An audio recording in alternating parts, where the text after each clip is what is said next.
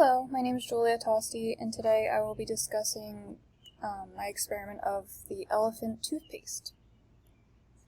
So in this experiment, the materials are pretty simple.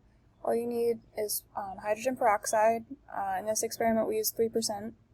You can use a higher concentration, and we'll go over what that would do if it was a higher concentration on the last slide. But you'll also need dry yeast and warm water, dish soap, and food coloring, just to make it a more fun color, honestly. So again, the setup for this experiment is also pretty simple. All you have to do is add the hydrogen peroxide. I used about a half a cup, but however much you want to use or how big your container is will depend on how much you want to put in there. And then you just want to add your dish soap and food coloring to that hydrogen peroxide. Dish soap, I just did a few drops, maybe like about a teaspoon, and just a few drops of food coloring. And then in a separate container, you're going to combine that dry yeast and warm water. So I did about a tablespoon of dry yeast and 3 tablespoons of warm water. And then you're going to mix that for about 30 seconds or so, just until it's fully mixed. And then finally, you're just going to combine that yeast mixture with your hydrogen peroxide mixture, and you're going to see your foam come to life.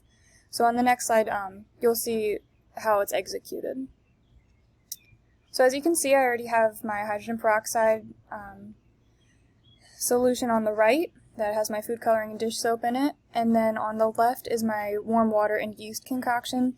I had to mix it a little bit more before I shot the video, which is what you can sort of see me starting to do, but it's a very quick experiment, so just watch now as the foam is formed.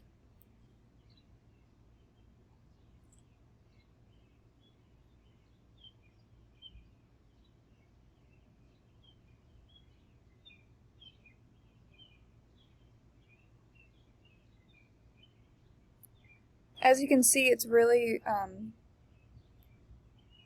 creating a reaction.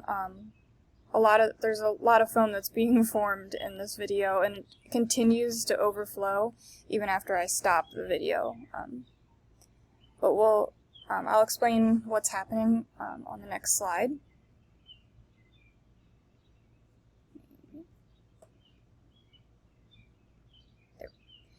Alright, so in this experiment, the equation right here at the top is the overall reaction that we're seeing. So that first, the substrate that we're putting in is the hydrogen peroxide, and what it's creating is just water and oxygen. So water in its liquid form and oxygen in its gas form. So this reaction is exothermic, so this means that we release heat as the reaction is occurring, which is why if you were to touch that glass during or after the reaction is occurring, it would feel warm to the touch, and even stronger reactions will almost be too hot to touch.